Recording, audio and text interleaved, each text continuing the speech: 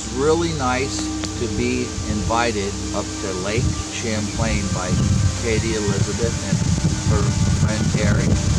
And I've had a great visit, and it's been very enlightening to me. I've heard about Champ, the lake monster, but I never really looked into it. But after coming here, I have to tell you that it's something that I think is real plausible.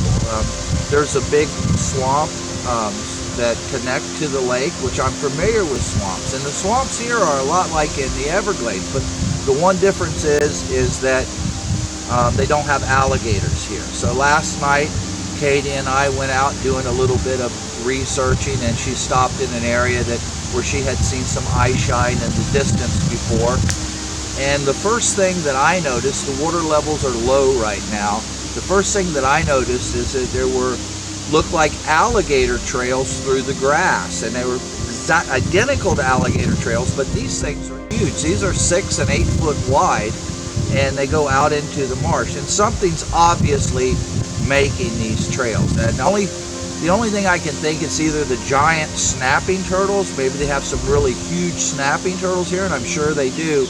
But that was pretty interesting to me. And we have the pig frog in the Everglades, which is edible, and I hunt. And I've always heard of the northern bullfrogs and how big they are. So I got really lucky last night and got to see for the first time the northern bullfrog. And Katie, she's got a really good eye for wildlife and eye shine. And I had looked at the area for a while, and I saw one frog, but the minute I handed her to the light, right away she was seeing frogs everywhere, and she's really savvy at this. I didn't really know a lot about Katie, but being here for a few days and getting to watch her in action and seeing her, I can tell that she's a dedicated researcher. And the lake here is fascinating in itself. It's got a lot of history, and it's got a lot of history of sightings. The sightings here number in the thousands. Thousands of people have seen this creature over the years.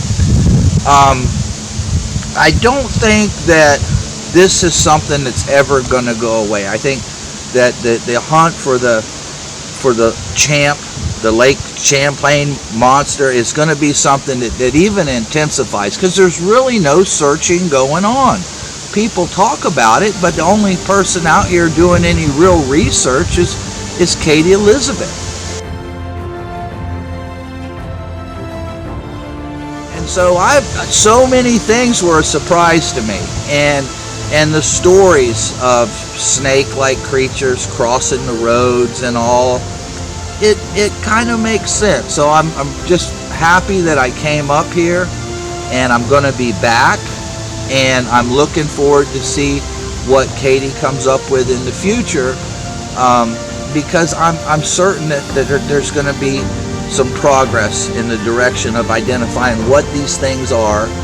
And I think that Katie's going to be the one leading the charge, because she's here doing the work. And that's what it takes, is somebody on the ground that's dedicated and that is skilled in doing research.